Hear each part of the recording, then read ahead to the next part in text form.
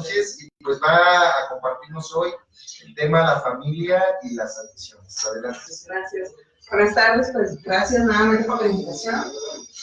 Normalmente lo que les venía compartiendo eran temas de neuropsiquiatría.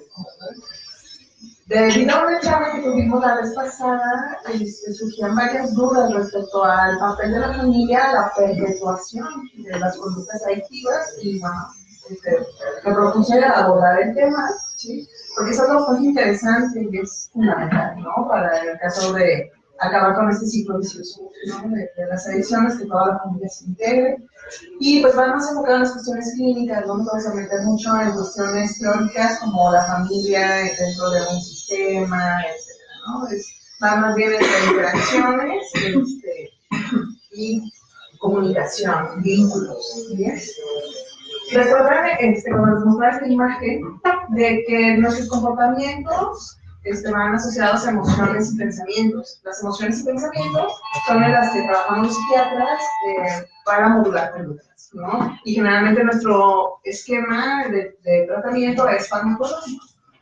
Y desafortunadamente no es tan positivo la respuesta en adicciones. De hecho, es muy frustrante y por eso durante mucho tiempo yo evitaba tratar cosas de todo, ¿verdad? Que decía, ay, no, así no va, ¿verdad? Porque es súper frustrante. Y no nada más con la persona con problemas de adicción, sino con la familia, ¿no? Que tienen altas expectativas con el tratamiento, de que si el paciente como ser humano decide no rehabilitarse, entonces se enoja con el terapeuta, ¿no? Es muy complejo, ¿no?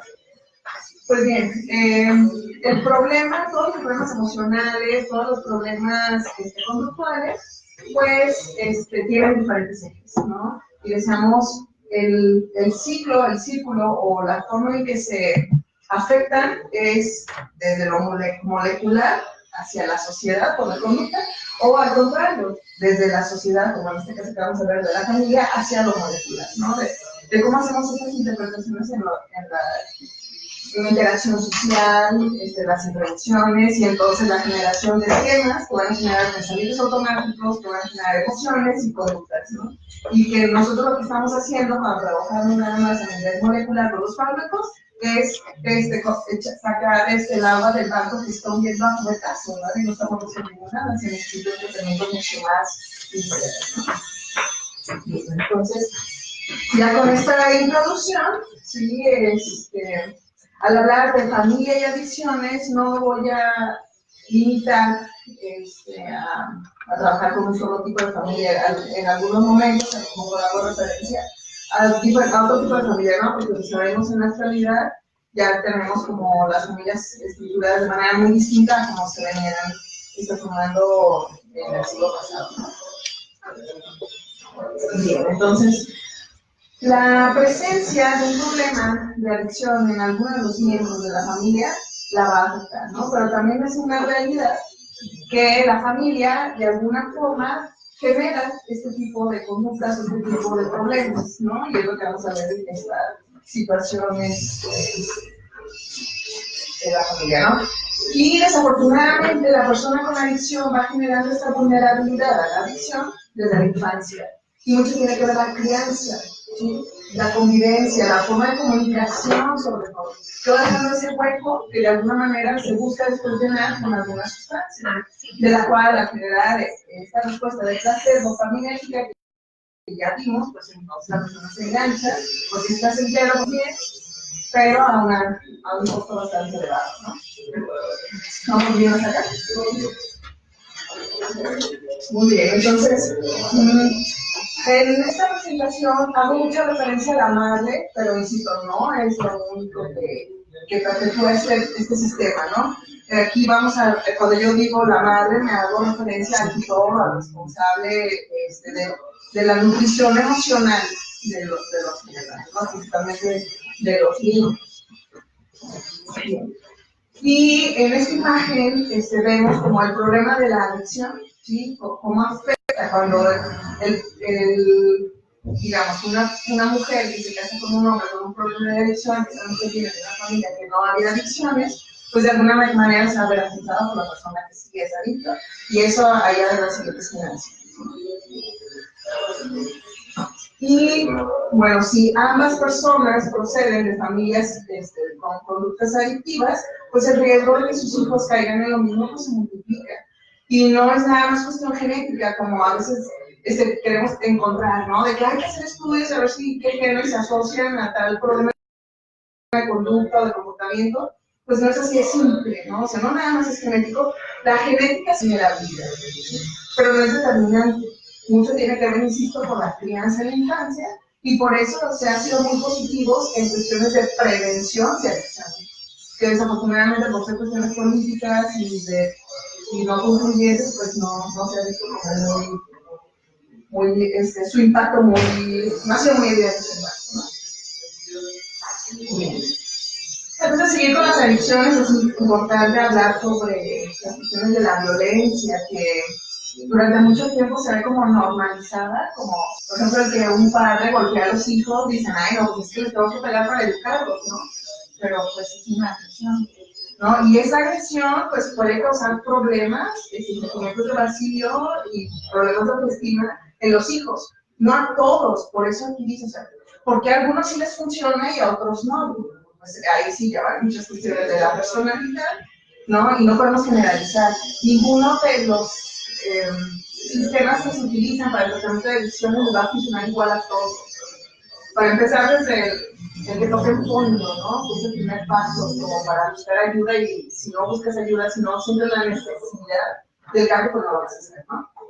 Y lo mismo sucede con la violencia, ¿sí? La cuestión de la adicción, no el hecho de que los 2, 5 o 15 hijos que tengan una familia de padres adictos, todos los hijos van a tener el mismo problema. Tienen que ver, insisto, cuestiones de personalidad, ¿no? Y también el círculo de apoyo social, ¿sí? Que finalmente es en algún momento que va a sustituir a la familia, el rol de la familia. ¿Se acuerdan las etapas del desarrollo psicosocial de Erickson? Recuerdo, decía, pues, nace el bebé es totalmente dependiente de la madre. La madre le transmite al bebé la seguridad en el mundo, ¿no? Y conforme va pasando en edad y en etapas, pues va cambiando de ser nada más la madre, cuando se integra el padre, los hermanos, los vecinos, los compañeros de escuela, y ya sus padres, ¿no? Que al final, en esta fase de los padres, que es la adolescencia, si este niñito venía con carencias, sobre todo de esta falta de integración, un sentimiento de vacío, pues va a hacer lo que el grupo le diga con tal de pertenecer. Y entonces estos niños son los que se hacen más vulnerables a adicción, ¿no? Y es importante trabajar con la familia en este sentido. Bien, la dinámica familiar, lo observamos con las personas en adicciones, es bastante interesante porque cuando les preguntas sobre esa dinámica, ¿sí? Hay muchas cosas que se hacen normalizadas, como la violencia o el consumo de drogas. Es como, pues es normal que los adultos fumen, es normal que el adulto se embriague, o sea, es normal que mi papá me pegue, o sea, pues no debería, ¿no? Y lo malo es que no tienen un marco de referencia de lo que debería, ¿no? Y creen que así es como debe ser, ¿no? Entonces, dice, hay comportamientos que son aceptados como normales por todos los miembros y que para la mayoría de sus familias no lo son, ¿no? Como en ese caso, ¿recuerdan estas dos series, sí, ¿no?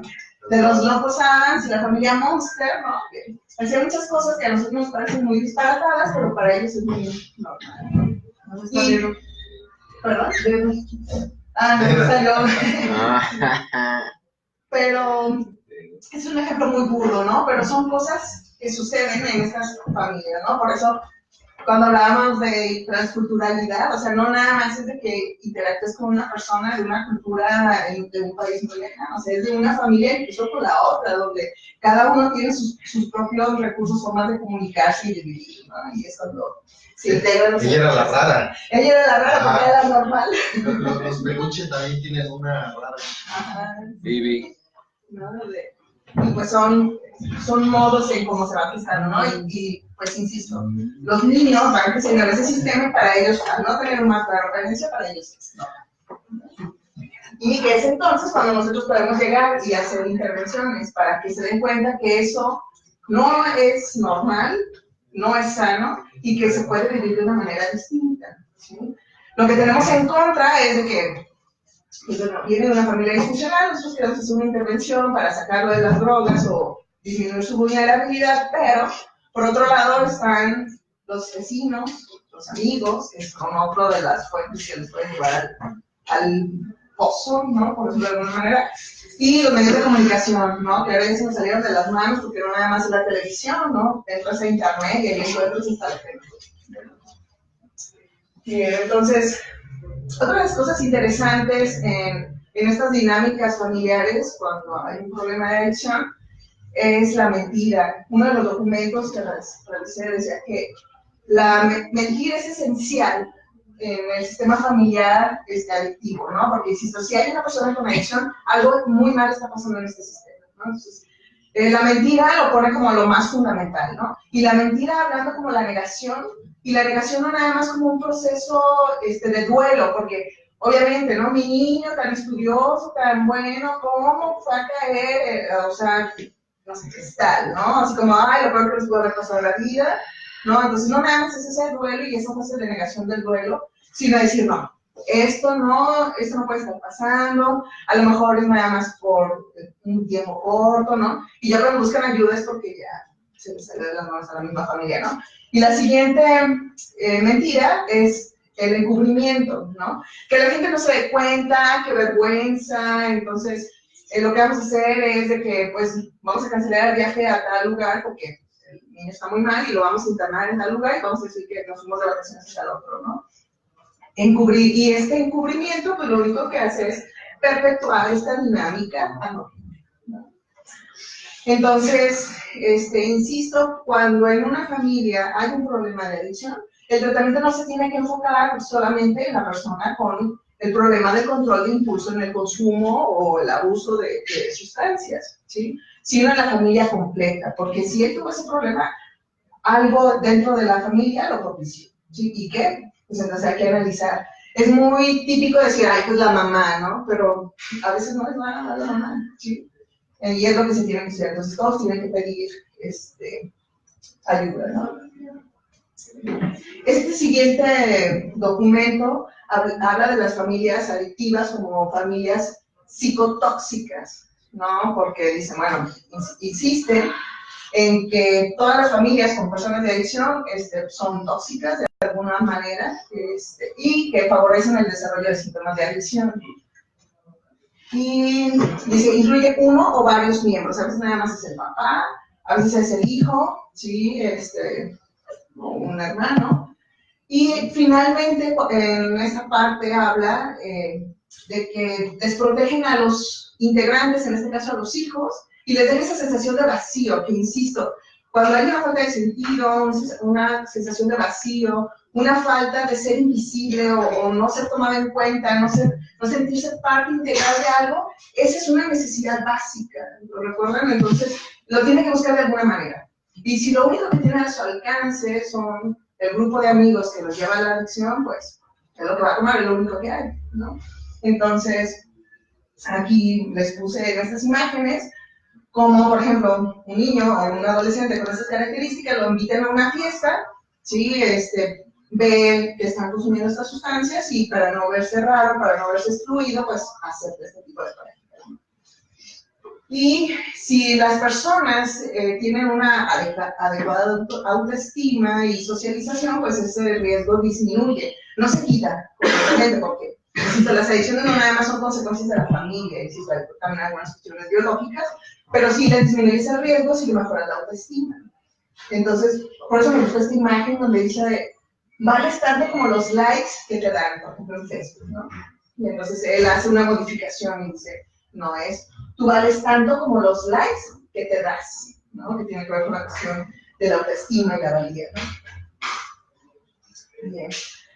Decían que este tipo de familias psicotóxicas o generadoras de adictos, por decirlo de alguna manera muy burda, están en constante búsqueda de culpables. Ay, es que mi hijo es así por tu culpa, y es que si tú no hubieras dicho, si tú no hubieras hecho, y tú eres un adicto tal, y por tu culpa nos está llevando el tren, o estamos teniendo estos problemas, tanto que hemos invertido contigo y no te curas, ¿no? Entonces, todo el tiempo van manejando con la culpa, también para generar chantaje, ¿no? Y generar algún tipo de ganancia.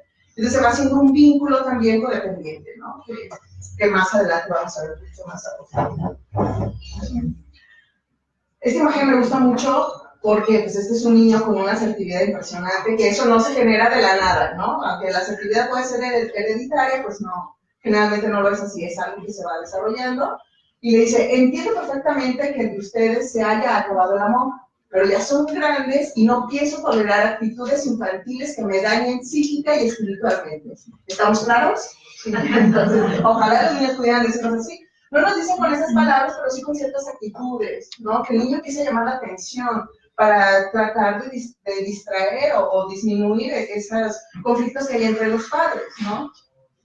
Porque un común denominador en la mayoría de las familias con miembros con adicciones son la disfunción entre los cónyuges, ¿no? No nada más de que estén separados o que tengan más familia, y casi siempre es esto de que se estén gritando continuamente, se estén faltando al respeto y se normaliza, ¿no? Y luego les sorprende porque sus hijas terminan casándose después con un hombre alcohólico violento igual que el padre, ¿no? Porque pues para ellos era normal, ¿no? Bien, entonces, desafortunadamente, este tipo de familias, cuando busca ayuda, ojo, porque no es que la persona con adicción vaya y busque ayuda, a menos que haya tocado fondo, y eso es muy raro, casi siempre que pide ayuda son las familias, ¿no? Así como, el malo es este y te lo traigo para que lo arregles, ¿no? Entonces tienen unas expectativas mágicas pues, del tratamiento, ¿no? Así como, le voy a llevar con el psiquiatra porque piensa que con el psiquiatra es como algo que es mejor, o sea, claro que no. Mucho del tratamiento tiene que ver con cuestiones psicológicas, entonces va mucho mejor si van a la terapia, ¿sí? Entonces, te vamos a llevar con el psiquiatra y para que te trate, ¿no? Y te cure esa adicción, ¿no? O sea, para empezar, si la persona no tiene la necesidad de cambio, todo lo que hagamos como profesionales de la salud se va a ir a la basura. Igual que el dinero de la familia, igual que el tiempo de la familia, igual que la paciencia de la familia, ¿sí? Entonces, insisto, el primer paso para que una persona vaya a tener un cambio es que tenga la necesidad o el deseo del cambio. ¿Y cómo se va a lograr? Es muy individual, no hay algo mágico que nos diga, si se queda en la calle, si no le dan de comer o, ¿no? Digo, en muchos casos, como vamos a ver más adelante, la familia todo el tiempo trata de rescatarlo y no lo deja tocar fondo, ¿sí? Pero ese tocar fondo a veces es nada más, no sé, no aprobar un examen, por ejemplo, ¿no? Y alguien es a veces perder alguna extremidad, no lo sabemos, ¿no? Pero sí, algo característico de esas familias y que es muy frustrante, insisto, a nosotros que trabajamos detrás del escritorio, ¿no? Es eso, las expectativas mágicas, y entonces en esta búsqueda constante de culpables, ¿no? Entonces van a decir, es que el psiquiatra no le dio la medicina adecuada, es que la psiquiatra no le dio la dosis adecuada, o sea, siempre tiene que haber algún culpable afuera, es muy difícil asumir la responsabilidad, ¿no? Entonces, como quien busca el tratamiento en la familia, pues esta angustia se perpetúa, ¿no? A veces el paciente con adicción, así como, pues, se angustia porque quiere, yo sigo bien a gusto, porque aún independientemente de todo lo que hago, pues, sigo llegando a mi casa, tengo techo, tengo comida, tengo cobijo, ¿no? Bien, entonces, en ese tipo de familias, también tenemos lo que se conoce como el efecto dominó, ¿sí? Entonces, después de la negación, sí, llega otra vez la crisis y entonces empieza a afectar a todo el círculo, ¿no?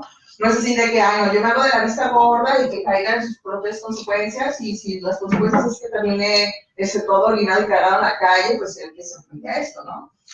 No, es de que ya me está preocupando, ya sea por imagen, ya sea por la culpa, ya sea lo que sea, va afectando a toda la dinámica, a todos los miembros de este sistema familiar, ¿no? Genera una reacción en cadena, y que no es nada más así del efecto dominó lineal, ¿no? De que si el papá está mal, va a afectar a los hijos, así, no. Se pone uno mal y hace una reacción en cadena, pues como de la bomba atómica, ¿no? Está un miembro que va a afectar, por ejemplo, hablando de si fuera un hijo, va a afectar a los hermanos, a ambos padres, ¿no? Y esos a los padres al estar angustiados van a descuidar a los otros hijos y se vuelve un relajo en estas familias, ¿no? Algo que caracteriza a estas familias, insisto, es esa generación de vacío en los hijos, ¿no? Y este vacío se genera por esa incapacidad que tienen estas familias para protegerlo, ¿no? De los peligros y presiones externas. Entonces, al no adquirir este niño esas herramientas dentro de la familia, pues es muy fácil que fuera sea agredido o sea motivado al uso de sustancias, ¿no? ¿Y cómo es que hacen este daño o cómo es que se muestra esta incapacidad? Pues porque el niño va recibiendo ese tipo de agresiones desde la casa, ¿no? Que le digan que es estúpido, que es malo, que es tonto, ¿no? Que es flojo. Entonces, si desde la casa ellos ya están proyectando esas etiquetas, pues ¿qué se va a esperar al momento que salga a la vida afuera, ¿no? Entonces, obviamente, esto va a afectar su autoestima, ¿sí? Su percepción, y lo va a hacer socialmente vulnerable, ¿no? Entonces, lo que se tiene que hacer en estos casos de hijos, de personas con problemas de adicciones, más aparatosas sobre todo, es ayudarles a trabajar su autoestima. Y se supone que es uno de los trabajos que está haciendo en los centros Navi de los CAPA, ¿verdad? En cuanto a ir a pláticas a dar, ir a dar pláticas a las primarias, secundarias, ¿no? Tratar de fortalecer la autoestima. Bien, entonces, otra de las cuestiones que generan estos sentimientos de vacío y esta vulnerabilidad de los hijos son la represión y la distorsión, ¿no? Así como el niño dice, mamá, me siento triste, me siento solo. No, lo que pasa es que estás tonto, es que no estás poniendo atención. Lo empiezan a invalidar, ¿sí? En vez de ponerse a sentir esta vibración del niño, a tratar de escuchar y entender esta necesidad del niño, es anulado, porque a veces porque no tienen tiempo, porque luego se imagina que una familia psicotóxica casi siempre es una familia con problemas económicos, así, y la realidad es que no. Por ejemplo, esto de reprimir sentimientos y eso viene mucho más en familias con un poquito, como digo, económicamente favorecidas, ¿no? Generalmente no los validan porque no tienen tiempo, porque están trabajando, porque tienen preocupaciones con el dinero, ¿sí? Entonces, no es de un estrato social, se incluye a todas las familias con integrantes con problemas de sustancia, ¿no? Y entonces no nos sorprende, ¿sí?, que al haber esta cuestión de invalidación emocional y represión, ¿sí?, muchas de las personas con problemas de adicciones tengan trastornos de personalidad, por ejemplo, ¿no? Que es lo que yo creo que el 80% de las personas que caen en adicciones tienen que ver con trastornos de personalidad y el resto con algún otro trastorno mental, como lo habíamos visto dependiendo de la sustancia. Pueden ser personas con depresión, o personas con ansiedad, o con TDA, dependiendo de la sustancia, ¿no? Pero el 80% de las personas con adicción tienen trastornos de personalidad y van precisamente a consecuencia de esto, ¿no? Si me permites un momentito, sí, claro. Se les repartieron hojas y pluma por si tienen alguna duda, que la pueden anotar y en un momento que nos dé la doctora para hacer preguntas, pueden poner la pregunta. Sí, a veces también que saben si en determinado momento estoy diciendo algo y ustedes quieren comentar de eso, o también pueden levantar. Perdón. ¿Verdad? En el momento donde ustedes quieran. Bien, entonces, y esta invalidación, obviamente es inconsciente, nadie quiere hacerle daño a los hijos, ¿no? Le digo, muchas de las veces es por cuestiones de trabajo o porque no tienen las herramientas para comunicarse con los hijos, porque culturalmente no se expresan así, y porque no lo recibieron de sus padres, y por eso se insiste. Toda familia con un miembro con adicciones tiene que ir a una evaluación psicológica de un tratamiento integral, ¿no? Y les repito, la mayor parte de estos casos se resuelve con psicoterapia, no con medicamentos, ¿sí? Bien. Y en este tipo de familias, también dice que las reglas de mantenimiento de un sistema familiar enfermo es no hables, no sientas, no confíes, otra vez, la invalidación emocional, ¿no? No pierdas el control y no busques ayuda fuera de la familia, porque cuando se trata de encubrir ese problema todo el tiempo. Entonces, tú lo tienes que resolver aquí, no sabemos cómo, pero tiene que ser aquí. Entonces, eso va generando mucha presión, como una llave de personas que frenan, ¿no? Y esta invalidación, pues va a crear otra vez este sistema de baja autoestima, ¿no? Y bueno, abonando a este punto, sí, hay varios documentos que hablan sobre las madres tóxicas. Insisto, no nada más es la madre, es nada más la persona que funge como el tutor, o con el que emocionalmente está más vinculado la persona, que en este caso yo como paciente, ¿no? Entonces, dice, alejas a tu hijo de ti cuando le gritas. ¿Qué persona con adicción, hablando ya más específicamente del alcohol o estimulantes como el cristal, no llega a gritar a su casa? ¿Verdad? Ese es el caso más vulnerable para alejar a los hijos de ellos y que en algún momento ya no pueda ser el que ayude a ese hijo a salir del problema, ¿no? Que le castiga sin motivo porque pues viene cansado, no investiga realmente quién fue el generador del conflicto, no nada más castiga porque no tiene tiempo de investigarlo, ¿no? Lo ridiculiza en público o le pone apodos, ¿no? Que a veces es como, en muchas familias es normal, ¿no? Pero ya cuando sales de ese círculo familiar y te das cuenta que no todas las familias ponen apodos y como, ¿de qué pasó? ¿De dónde vengo? ¿No?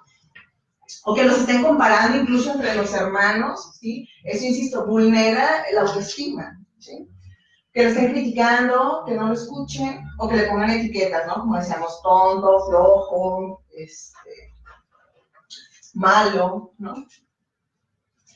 Luego aquí ya vienen cuestiones de vínculos, que uno muy popular, que es la simbiosis, que se parece mucho a la codependencia, ¿sí? Pero en este caso la simbiosis la hablamos más con el progenitor.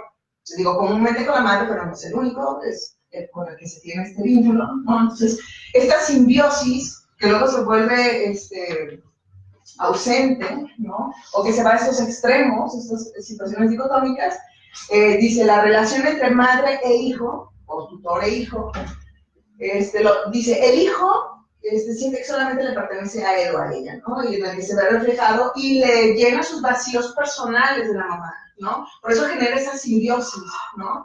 Yo te necesito, entonces te sobrecargo, de culpa, cuando tú haces algo, entonces yo soy la víctima, porque cómo es posible que otra vez llegues borracho, ¿no? Entonces empiezan a este juego de culpas, de manipulación, ¿no?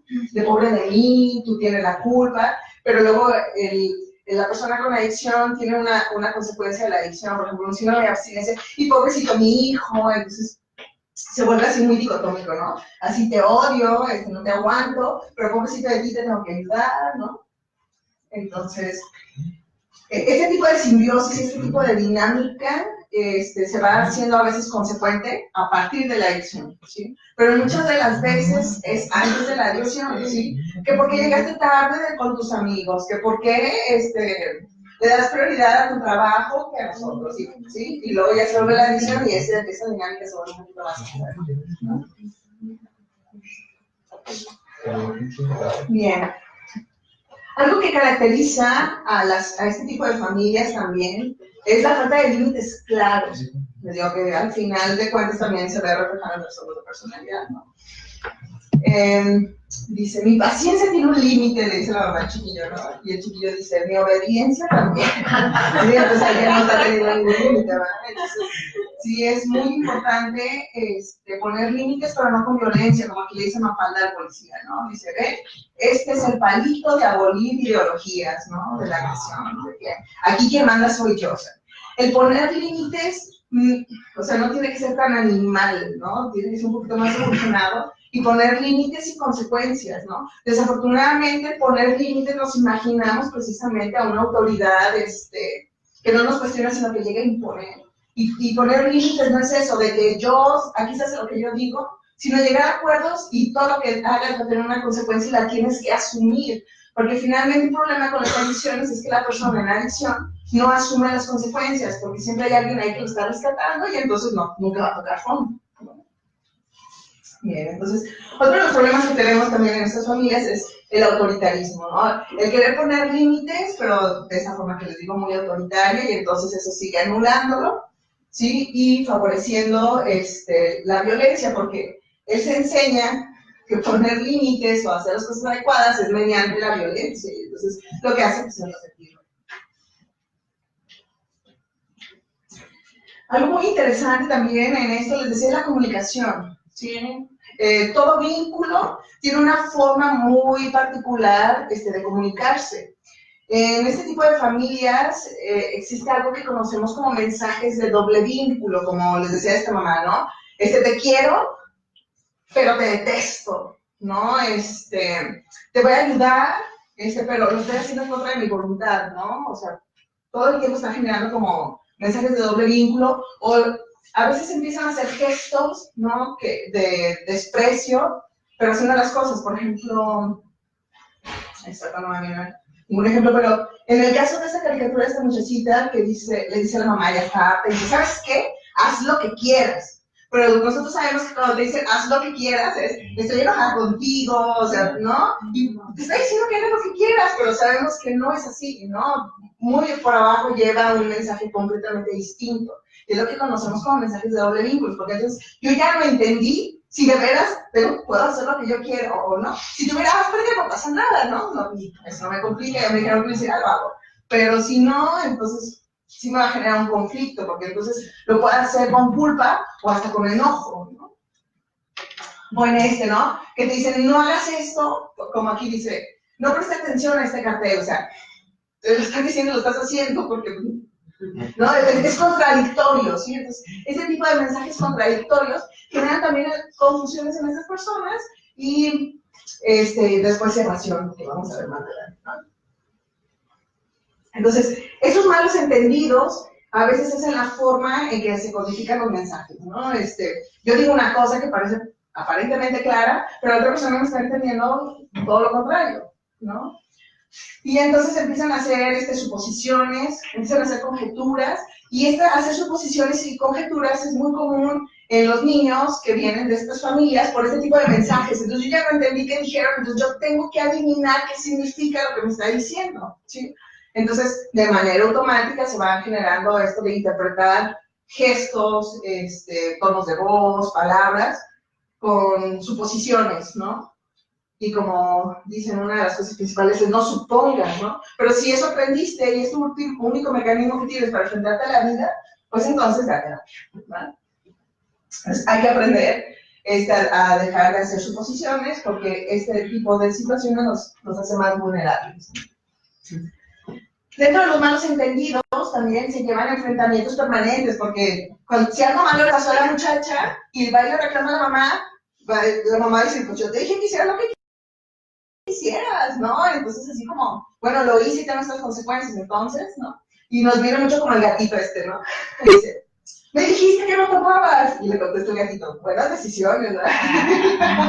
Dijiste que un par de cervezas. 8 es par, ¿no?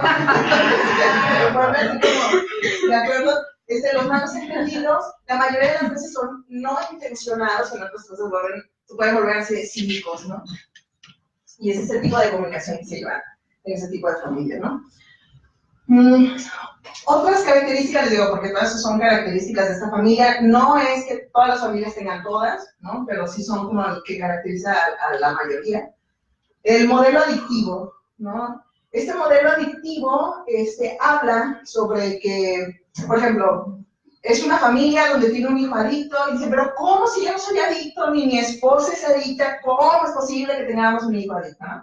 Pero resulta que si tienen hermanos o si tuvieron padres, y ellos lo que hicieron fue repetir este modelo de actuar y de enfrentarse a lo que sucede, ¿sí? Y entonces, aunque aparentemente ellos no son adictos, pues vienen de una familia de adictos que va a generar más adictos, ¿no? No nada más por cuestiones hereditarias, sino por aprendizaje, ¿no?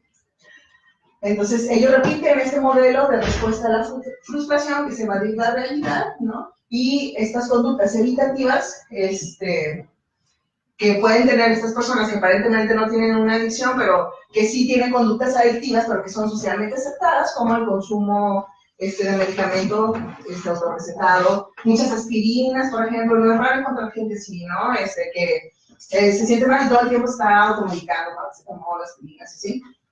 Bueno, la adicción al celular, la adicción al internet, ¿sí? O sea, la adicción no nada más es a sustancias, ¿recuerdan? Hablábamos al principio de estos cursos, ¿no? Es como a muchas conductas y eso es, como le digo, como de riesgo para los hijos, ¿no? Otra de las características de este tipo de familias, hablábamos del encubrimiento, ¿no? Y en estas cuestiones de encubrimiento hay los famosos secretos familiares, ¿no? Desafortunadamente, esos secretos familiares tienen que ver con encubrir abusadores sexuales, ¿no? Entonces, No es raro encontrar en estas familias abuso infantil, ¿no? Y el que fue sexualmente abusado en una edad temprana o genera un trastorno de personalidad o genera un trastorno de personalidad con adicciones o adicciones.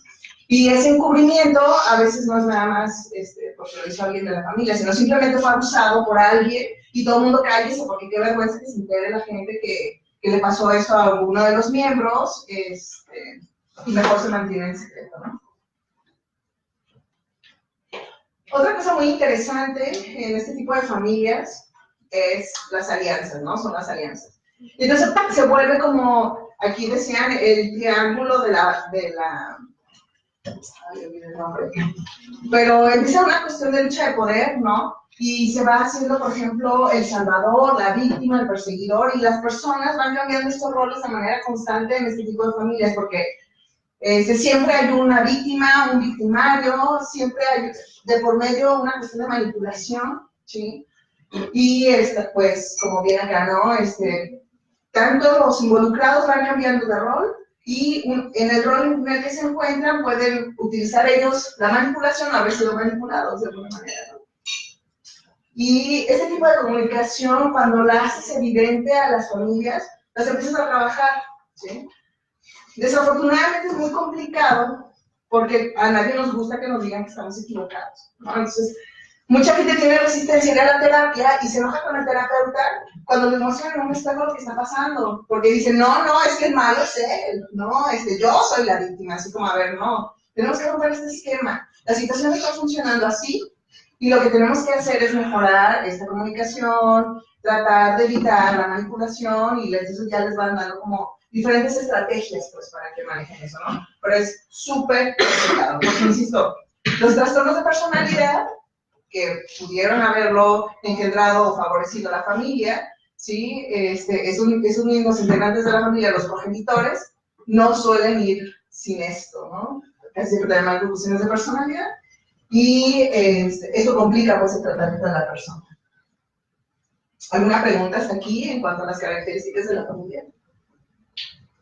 Vamos con roles y clima. Bueno, yo más que pregunta, es un comentario, me parece muy interesante lo que hablas en las últimas diapositivas desde precisamente los roles y las funciones, cómo se carga hacia el hijo un rol que no le corresponde para cubrir necesidades de los padres. Así es. Eso es en definitiva una dificultad para el hijo, ¿no? Porque no es su rol, no es su función, cubrir una necesidad de los papás.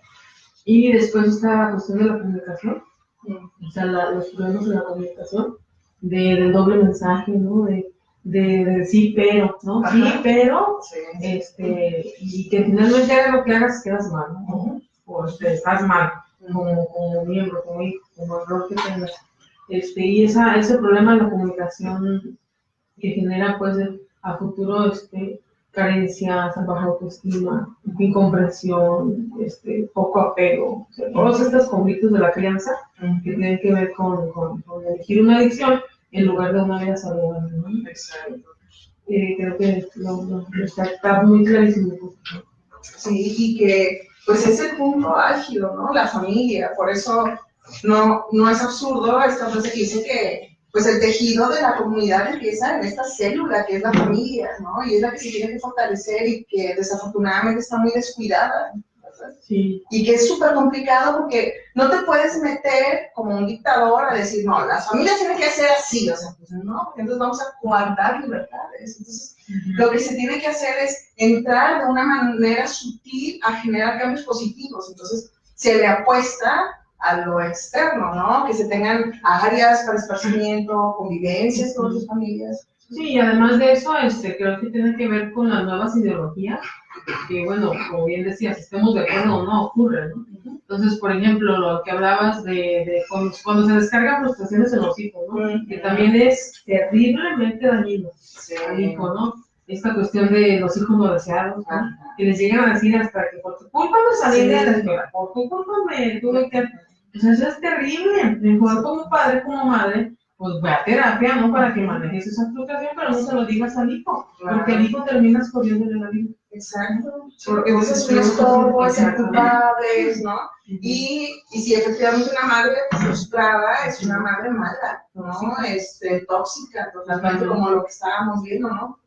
Porque pues ve al hijo como la causa de todos sus problemas, porque realmente le cambia su rol de vida, ¿no? Entonces, aquí es donde entra a juego ahora por la cuestión del aborto, ¿no? Así como, yo no me quería embarazar y pues, ¿qué va a pasar con mi vida, no? Y luego vienen las cuestiones moralistas de, no, pero andamos de caliente, ¿no? ¿Te aguantas, no? Así como, no, o sea, no. A eso me refiero, pues, de esta dicotomía de esas decisiones, ¿no? Exacto. O sea, ya no quieren ni que en la escuela se dé educación sexual, ¿no? O que se hable de métodos anticonceptivos, ¿no? Pero tampoco quieren que se proceda al aborto, pero, o sea, a nada te le da gusto.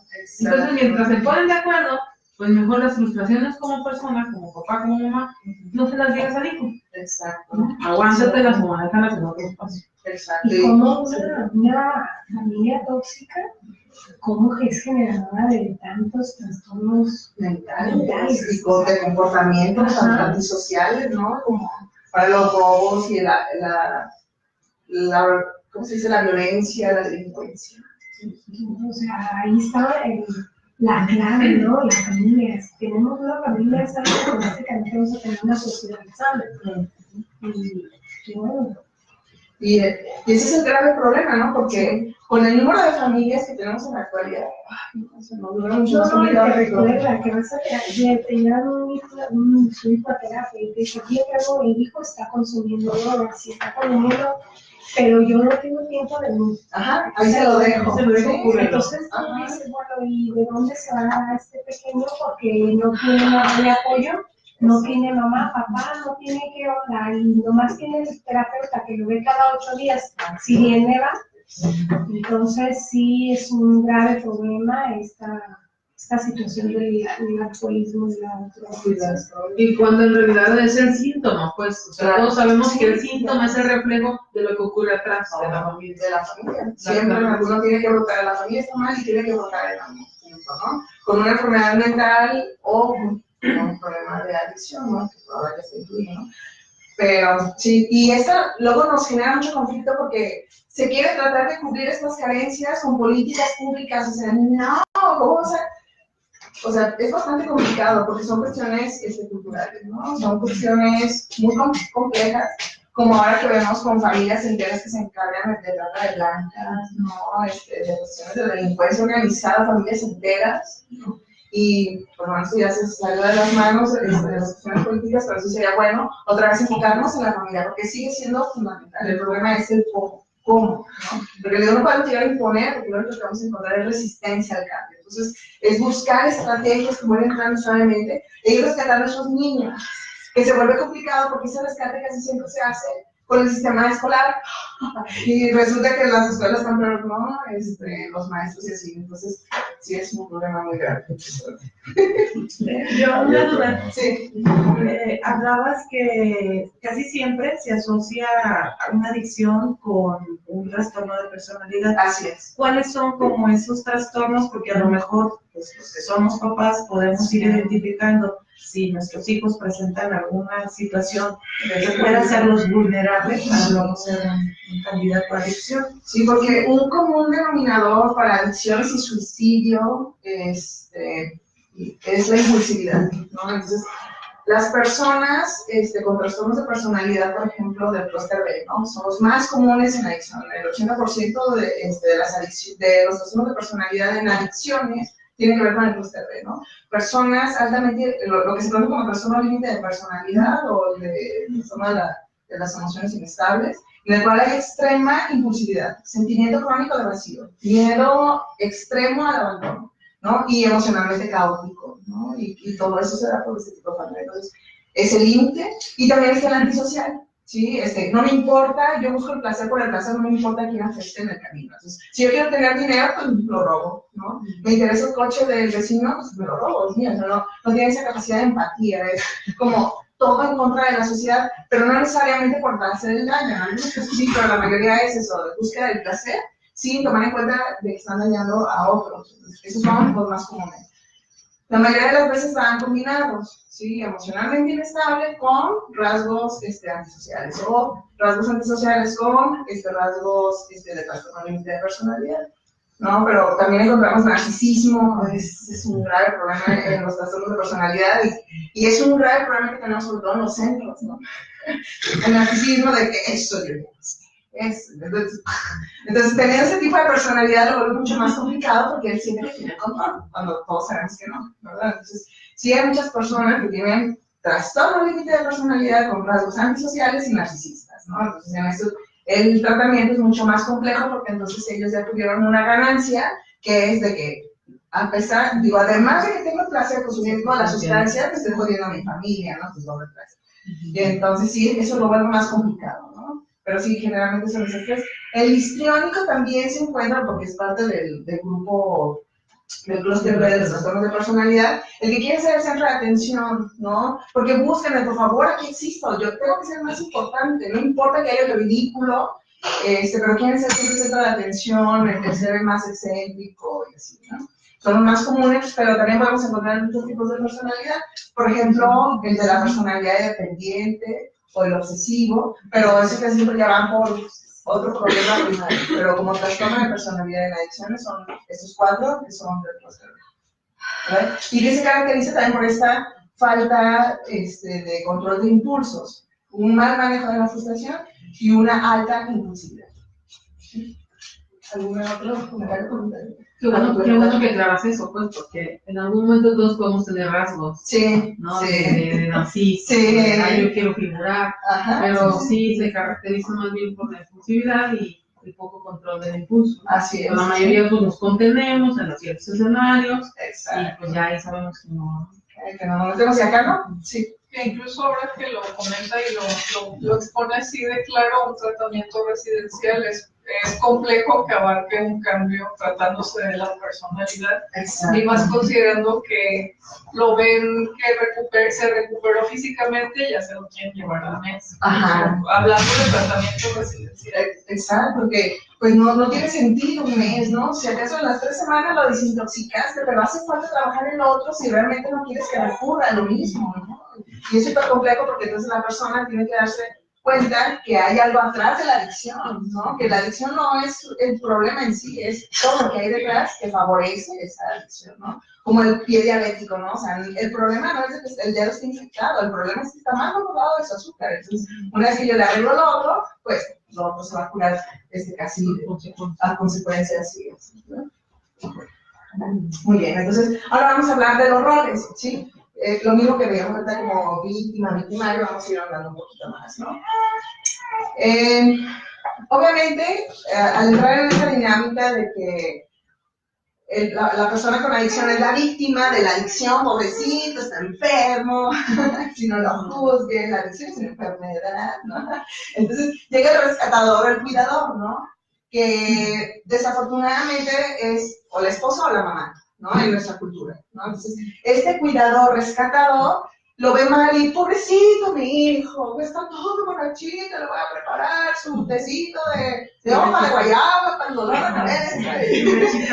Su lechita, pobrecito mi hijo, todo borracho, tirado todo cagado, pero voy a la casa para bañarme.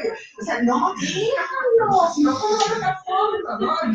Sí, es muy importante, porque esto va generando un autoengaño en el adicto. Él no está viviendo las consecuencias, todo el tiempo está siendo rescatado. Entonces, ¿cuándo va a tocar fondo? Pues nunca, ¿no? ¿Para qué? Si se la pasa bien chido, no tiene resacas, porque la mamá lo está salvando, o la pareja, o el hermano, ¿no?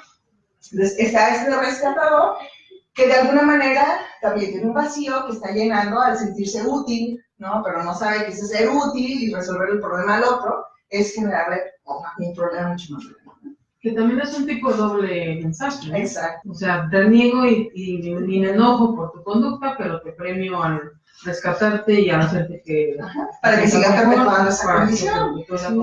Sí, entonces, y desafortunadamente estos rescatadores llegan a un momento que se sobrecargan, ¿no? Y es cuando piden ayuda, por favor, es que ya no puedo con él, ¿no?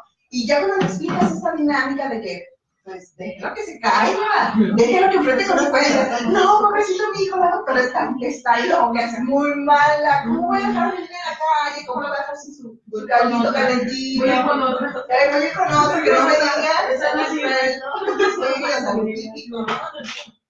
Y o sea, es lo que lo vuelve esto un poquito más complicado, ¿no? Bien, entonces, los roles, pues el rebelde, pues va a ser, sí. Sí, me gustaría conocer su punto de vista con relación a cómo está entendiendo el tocar fondo. Ajá. Yo trabajo en centros de rehabilitación de adicciones y entonces las familias lo que refieren es que les preocupa justamente porque a mí me lo han expuesto. Yo no lo voy a dejar, como maneja incluso la literatura, que toque fondo, y ya se saben y lo exponen con aquella claridad, o se me muere o termina en el psiquiátrico o en la cárcel. Sí. Y entonces, ¿cómo yo poder explicar el punto de que sí, que no, Sí. en qué momento? Sí, es súper complicado, ¿eh? Porque a mí me dicen, a ver, entonces lo voy a dejar solo, que esté en la calle y que pase en la cárcel. Digo, si esa va a ser su consecuencia, pero si en la cárcel lo van a violar, y entonces ya están pensando lo peor, ¿no? Y así como, a ver, tú no vas a garantizar que si la otra que toca el fondo no se vaya a matar. O sea, no lo podemos garantizar. Es como en los trastornos de personalidad con las chicas límite, ¿no? Que todos están contando y así, que les tratas de poner límites, ¿no? Y dice, pero tú no vas a garantizar que no se van a morir de verdad, o sea, no podemos, ¿sí? El tocar fondo, finalmente, no significa tener consecuencias graves. El tocar fondo nos referimos a que la persona haga conciencia de la necesidad del cambio, ¿sí? Porque, te digo, tocar fondo es a veces perder el trabajo, o perder a la pareja, o perder a un hijo. Casi siempre el tocar fondo es una consecuencia de una pérdida. La mayoría de las veces es la pérdida de privilegios, porque pues ya perdí mi libertad, estoy en la cárcel, ¿no? O porque ya perdí tal, o ya perdí tal. Entonces, esa cuestión de pérdida me hace hacer una introspección. Pero si ya mentalmente estaban tronados, pues eso nunca se va a dar y nunca lo vamos a esperar, ¿sí? Entonces, pero es muy importante evaluar a la persona y checar qué tanta conciencia tiene de la dimensión del problema, ¿sí? Si él está, si su capacidad de conciencia está como muy primitiva, pues no nos vamos a regresar y decir, ¿sabes qué? Sinceramente la situación está bastante complicada, ¿sí? Porque no hay de manera visible algo que lo haga tocar fondo. Digo, porque yo lo que he utilizado es eso, la pérdida de privilegios, ¿no? Así como, es que si no hacemos tal o cual, va a perder el trabajo, ¿no? Así como, que pierda el trabajo. O sea, si lo peor que puede pasar es que pierda el trabajo, que pierda el trabajo, pero él no quiere, lo van a tener. Él tiene que buscarlo, porque entonces ya van a tener la necesidad, ¿no? Y si en esa pérdida de trabajo, en esa conciencia, se hunde más, no, pero no es nuestra responsabilidad, ¿no? O sea, es trabajar y no nada más decirle a la familia, o sea, la familia tiene que aprender a poner límites. Y esos límites a veces ayudan a que el paciente le caiga el límite porque ya perdió cosas, ¿no?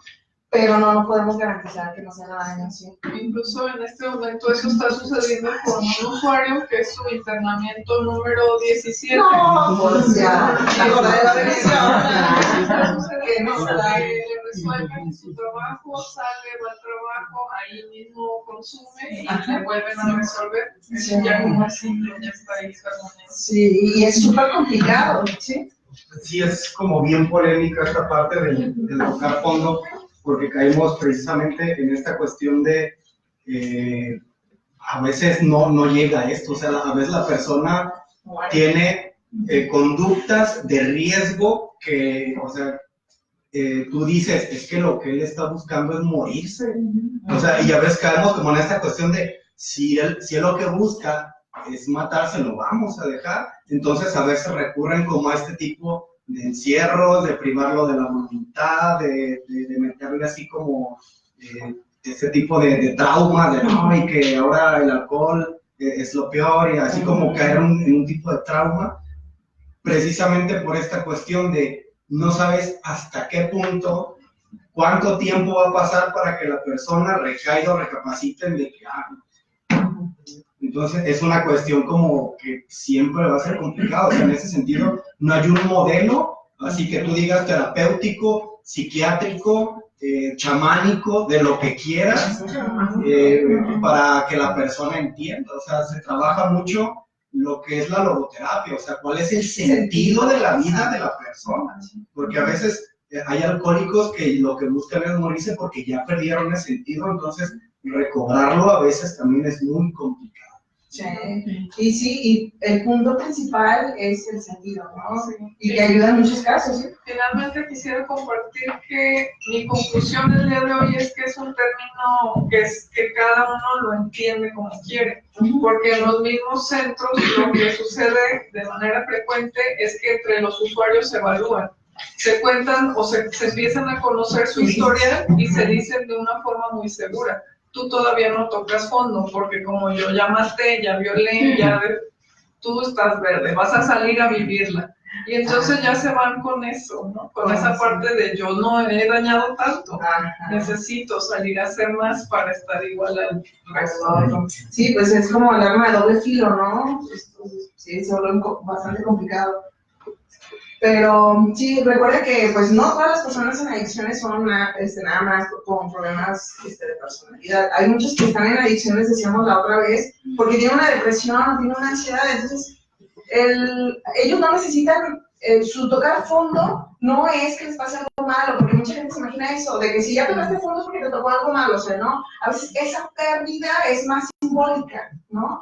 O a veces no es que necesiten una pérdida, o es nada más que alguien le diga, lo único que tienes que estar deprimido, que tienes ansiedad, digo, porque me ha tocado casos de personas con adicciones que de manera primaria tenían ataques de pánico, entonces te resuelves el ataque de pánico y ya no tienen la necesidad de usar el alcohol, ¿no? Tenían depresión, le resuelves la depresión, ya no tienen necesidad de usar eso, pero desafortunadamente somos menos, ¿no? La mayoría son esas cuestiones de personalidad.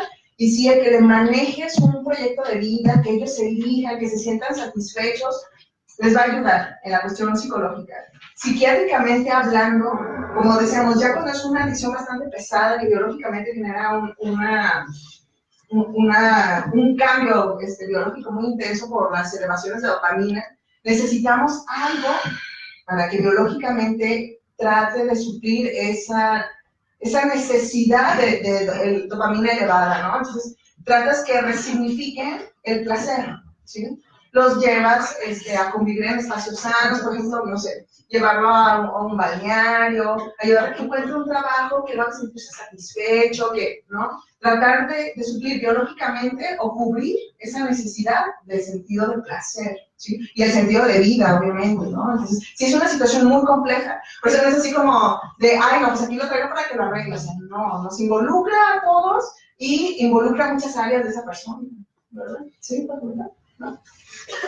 Bueno, nada más que quisiera comentar o complementar lo que compartía esta chica, porque digo, en el caso que dice de este chico que ya son 17 internamientos, inclusive aquí ya quien necesita tocar fondo pues es la familia. La familia, exactamente. O sea, ya ni siquiera él, porque él ya incluso hizo como una especie de estilo de vida. Así es, ya se volvió así como su modo de vida, un ratito en la calle, un ratito encerrado, un ratito aquí, un ratito allá. Para él ya no hay como una especie de concientización de esa manera. Más bien hay quien necesita concientizar a veces, pues es la familia, pues, ¿no? Y lo de tocar fondo, pues yo digo que yo también tengo esa perspectiva, pues, no necesariamente tiene que ser malo, pues, ¿no? O sea, a veces es como un escalón que hay que pasar, o sea, no se necesita que se muera físicamente, literal, o sea, como dicen, hay quienes sí, y me ha tocado vivir experiencias, pues, de quienes, producto de que se les ofrece alternativas distintas de una manera, de otra, ya sea a través de internamientos o a través de poder, digo, como dialogar, y pues no, ¿verdad? Su intención, como decía Faraín, es morirse, y a veces pues es mejor, digo, porque aunque suene un poco frío, aunque suene así como, ay, no tiene sentimientos o qué, por lógica a veces es mejor, porque incluso está trayendo consecuencias detrás de él. ¿Por qué? Porque a lo mejor ya tiene hijos, ya tiene familia, independientemente de su familia, llámese papá o mamá, ya tiene esposa, hijos, y ya viene incluso también haciendo una consecuencia. Entonces hay veces que lo mejor pues es, pues si se quiere morir, pues ahora sí que Si es lo que está buscando, sus actitudes son lo que reflejan, a veces es lo mejor. Suena frío y suena así como, pero ¿cómo? Pues si lo podemos ayudar. Sí, sí lo podemos ayudar, pero si él no se quiere dejar ayudar, así haga, decía ahorita para él, circo, maroma y teatro, le busques en la psicología, en la psiquiatría, en lo que quieras, él No no... va a haber poder en el mundo y además está en su libertad de decisión. Así es. Obviamente nosotros no podemos decir eso porque soy médico, ¿va? Pero hay cosas que dicen, bueno, pues estamos perdiendo piso, ¿no? Porque no queremos tocar fondo y enfrentarnos a esa realidad, ¿no? Pero que sí, lo que dice tiene mucho sentido. Claro, claro. Yo, por ejemplo, en mis ejercicios de terapeuta familiar, siempre les digo, si lo que han estado haciendo no les funciona, háganlo diferente. Ya no hagan más de lo mismo. Exacto. Ya no, o sea, hagan algo mismas totalmente cosas, diferente, es lo que esperando dice. resultados Sí, diferentes. exacto, muchas veces quien necesita más es la familia, que de veras ellos hagan cosas diferentes, ¿no? Claro. Porque el otro ya perdió privilegios y de así, y que no hagan más de lo mismo, pues, invitarlos a hacer algo diferente, y si hacer algo diferente es dejarlo, que siga perdiendo privilegios, e incluso que sea tan grave la situación que tenga riesgo de morir, pues, como dice él, no, pues es que es una posibilidad, nos decía el maestro en la maestría, inclusive las conductas suicidas, y si alguien muere por suicidio, es una forma más de morir, Exacto. así, punto. Sí, ¿No? es la realidad. Es una forma más de morir, ¿no? Cuando alguien ya perdió el sentido de la vida y que de verdad dices, pues ya por donde le dé, ¿no? Yo ya no quiero existir. Para mí fue muy duro escuchar eso, ¿no? Muy polémico. Muy, muy polémico. Sin embargo, a mí me cambió la perspectiva también. Y entonces dije, bueno, pues sí, es una forma más de morir. Como quien muere por un cáncer, por un VIH, por un accidente, por X situación que ya fue inevitable. Claro. Bueno, y si hablamos de que el sujeto pierde la vida, pero fíjense, ahí hay otra situación, tienen culpas. Tienen culpas de la Volvemos familia. otra vez al Y ciclo, aquí sí. tenemos el problema de la familia, porque hay casos en los que se muere el alcohólico, drogadicto, lo que sea, por una pelea, por una riña, por lo que sea, por una sobredosis o lo que sea, y la familia completamente se desequilibra y está completamente, pues ahora sí que con culpas que no pueden manejar. Y bueno, lo hablo porque lo he tenido en el consultorio, ¿no?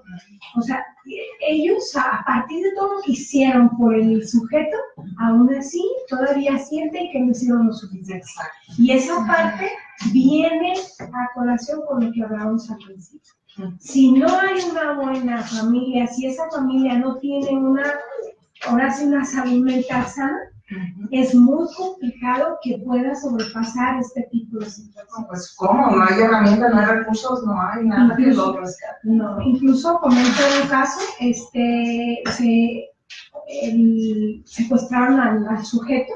Ese sujeto ya había estado en la cárcel, ya había estado golpeado en el hospital, ¿sabes cuántas veces? Y la madre le tenía una alcancía para cuando eso pasara. O sea, yo dije, ¿qué onda? Sí, a ese punto del rescate, No, ¿no? Entonces se lo llevaron, y pues no saben hasta la fecha de, bueno, pues empezamos a trabajar todo el con toda la familia, bla. Y dice, y yo tengo una alcancía por si resulta para enterrar. Sí, o sea, ese cómo, o sea, que no hace conciencia de ellos, pero quieren que el otro lo haga como si fuera. Sí. O sea, tú ves, y cabe mencionar otro detalle, en una ocasión le ayudé a mi esposo a atender a un enfermo así, todo golpeado. Y tuvimos que ayudarle a 2 personas, mi hija mayor y yo, y resulta que la hija mayor dijo, es que ya se debe de morir. Y le digo, ¿por qué? Dice, tanta vez que lo han traído a este consultorio y lo hemos salvado. Ya, él ya quiere morirse, decía mi muchacho.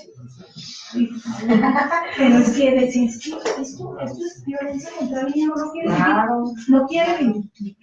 Entonces son datos de una familia inestable. Y estoy hablando de cualquier tipo de familia.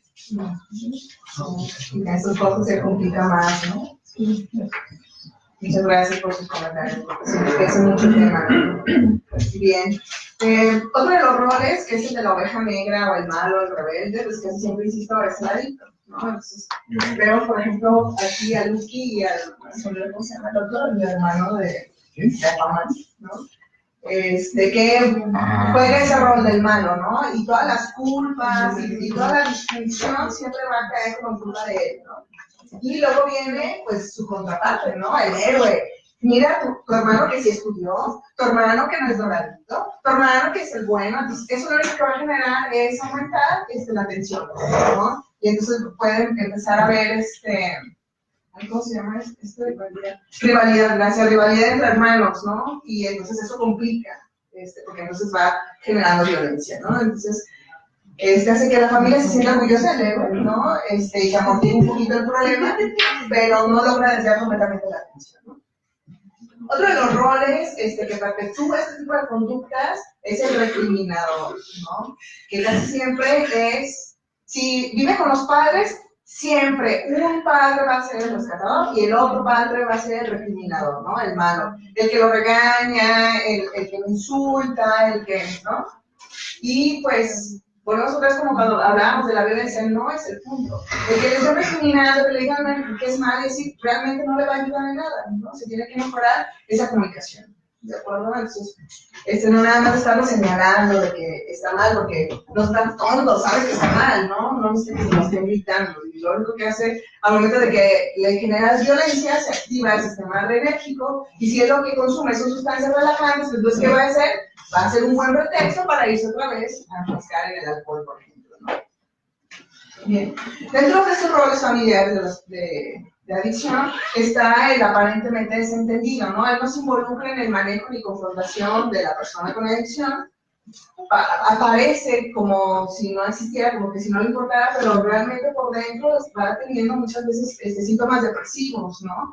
Y luego no es sorpresa que después él también se mete a algunas sustancias o luego sufre algún otro padecimiento, como veíamos al principio. O sea, hay un problema, está el síntoma, que es la persona con adicción, ¿sí? Y de ahí va a empezar a generar una reacción en cadena, y esa reacción en cadena va a generar en sus miembros aparición de otros trastornos como depresión, ya sea por la culpa excesiva, por las cuestiones del duelo y así, va a generar depresión, ansiedad o algún otro padecimiento que ya requiere un manejo distinto, no nada más el familiar, ¿sí?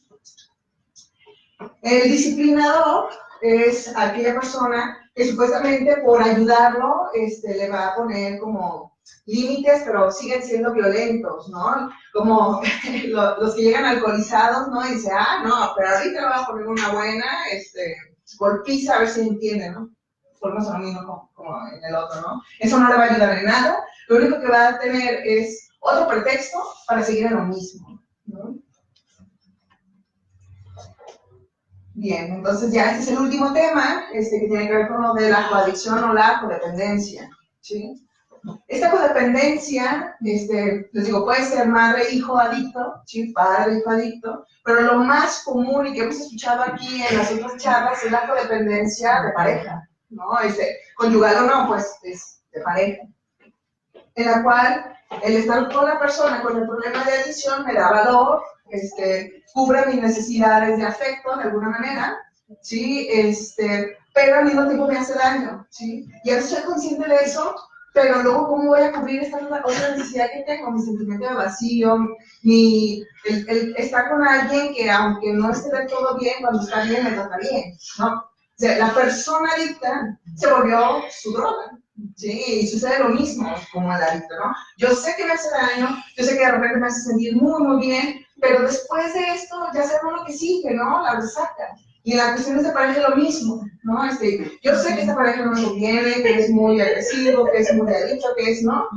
Pero, y que me maltrata y me humilla, pero luego me hace sentir como reina, me hace sentir como... Entonces, es una otra adicción, ¿no? Entonces, el codependiente es un adicto a ese tipo de relación, ¿no? El típico caso de, pégame pero no me dejes. Ajá, sí, esa es la frase común del codependiente, ¿no?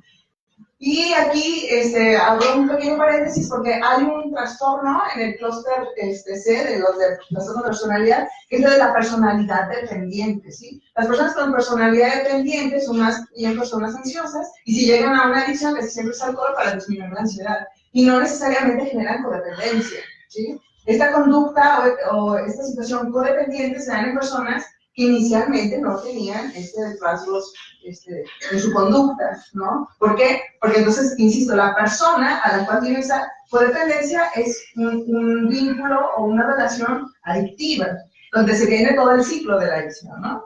En el momento de consumo está con la persona y está bien, es fabuloso, ¿no? Se va o tiene esa situación de adicción, entonces viene la abstinencia, ¿no? Luego otra vez el deseo, ¿no? Porque luego no es raro, bueno, más bien es súper común, ¿no? De la mujer que ya se hartó del viejo borracho, ¿no? Luego ya de la casa de mi mamá, ¿no? Que se va con la mamá, ¿no? Con todo y críos. Y entonces el señor le habla ya, cuando ya se recupera un poquito de mira, que te quiero mucho, que va a la casa, y ahí va, ¿no? Entonces, y eso se repite, y se repite, y se repite, ¿no? O sea, no es raro. ¿No? Entonces, y le repito, no hay que confundirlo con el trastorno dependiente de personalidad. Esta codependencia, que es una adicción a la persona adicta, es un desorden aprendido, ¿sí? Está en respuesta a este proceso adictivo, ¿no? De la persona con la que se encuentra, ¿no? Y este tipo de vínculo que se genera es súper caótico y siempre lo hablan aquí, o sea, cuando los he escuchado en esas pláticas o en las que tienen en Facebook, es esta, ¿no? La desconfianza, los celos, la obsesión, el miedo, ¿no? Las cuestiones de manipulación. Es muy dicotómico, igual, ¿no? Con esos mensajes de doble vínculo, ¿no? Y los síntomas de la codependencia, sí, son bastantes, o sea, aquí lo pone como síntomas, pero en realidad pueden ser síntomas o consecuencias o cuestiones que la favorecen, ¿no? Por ejemplo, la comunicación manipuladora, ¿sí? La dificultad para establecer y mantener relaciones íntimas sanas, en el cual no haya agresión ni situaciones de poder, ¿sí? De que uno humilla al otro, por ejemplo, ¿no? Hay que mantener, las personas con codependencia entran en esta relación sin límites, en la cual es abusiva y es invasiva, de te reviso tu celular porque tengo miedo a perderte, y porque tengo que demostrar que realmente eres, leal a mí, y entonces empieza todo este juego, emocional en cuestiones de poder, ¿no? La negación de sentimientos, ¿no? El perfeccionismo, la relación de victimización todo el tiempo, de que yo soy el invasor, si yo te voy a revisar el celular, porque yo soy la víctima, o sea, yo tengo que ver que realmente me eres leal, porque pobre de mí, o sea, porque yo sospecho que eres desleal, ¿no? Entonces, sí, tienes razón, yo soy la mala, ¿no? Toma el celular, y entonces se vuelve estas relaciones interpersonales horrendas, ¿no? Infernales, diría yo, ¿no? Entonces, esta necesidad obsesiva de controlar la conducta de los otros, son personas muy obsesivas, los que entran a la codependencia insisten en este rol de víctima-victimario, entendida de una manera incorrecta, ¿no? Porque son las víctimas, pero en algún momento los hacen sentir lo contrario, ¿no? Esta lucha de poder, estas conductas compulsivas, el sentirse responsable por las conductas de los otros. Ay, sí, es que si yo le hubiera dado su lechita calentita, no me hubiera pegado. O sea, no lo justifiques, o sea, eso estuvo mal y punto, ¿no? Pero el codependiente siempre se ve como que el que estuvo equivocado realmente fue él, ¿no? Porque si no hubiera hecho tal o cual, no hubiera recibido tal o cual consecuencia de lo que sea. No, nada justifica la violencia, ¿no? Una relación idealista, ¿no? Porque el otro es más, porque el otro es mejor, por eso, lo que él dice, lo que él diga, lo que él haga, está bien, ¿no? Esta vergüenza tóxica, ¿no? Que ejerce a la persona a la que tiene adicción, ¿no? Y esa dependencia continua a la aprobación externa, ¿no? No te pongas esa ropa porque te ves muy provocativa. No te pongas tal, no digas tal, no hagas este gesto, ¿no? Y entonces, bueno, pues entonces no. Y entonces se vuelve en esta situación otra vez de poder y de humillación, porque con esa pareces tal o cual, ¿no? Entonces, obviamente los celos y la relación inflexible de que el otro siempre tiene el poder para hacerla sentir mal, ¿no? Bien, no sé si hasta aquí tengan alguna pregunta, algo más para complementar. Porque, bueno, finalmente esta es la bibliografía. Hay muchísima información muy interesante sobre la descripción de las familias psicotóxicas o las familias, adicciones. Y es una situación, como comentábamos hace rato, súper compleja, ¿no?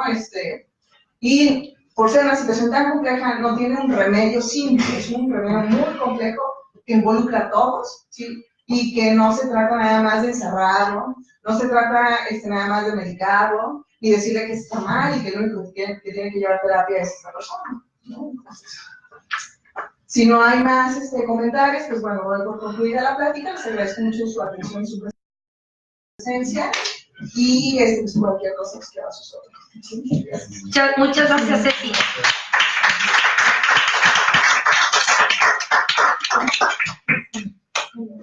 La presentación se Y yo le agradezco a Ceci, gracias. esta charla. Vamos a tener, ya tenemos programadas otras 3 charlas para el mes de octubre. Cecilia, la doctora, viene el día 18. Ya les comunicaremos en nuestra página cuál va a ser el tema, el 18 de octubre. El día 4 de octubre también es un consejero en adicciones que da la charla La paz como herramienta para la soledad. Y tenemos otra, creo que no sé si recuerdas la fecha. 25. Y el 25 de octubre también es otra, es con una psicóloga holística. No sé si hay tema ya. No, el 25 es la terapeuta holística. Si nos compartes. ¿Quién es? ¿Cómo se llama? Mariana Vallejo. Mariana Vallejo. Despierta tu proceso evolutivo, es el tema. Con el tema del proceso evolutivo. Y bueno, en la página de Proyecto Wilson Smith University, que algunos de ustedes ya la conocen, y también pueden enterarse, ¿verdad? Y sobre todo, gracias otra vez, Ceci, por Vamos a concluir la charla con otro campanazo y como lo hacemos al final de todas las charlas, con una círculo de unidad, con una aportación voluntaria y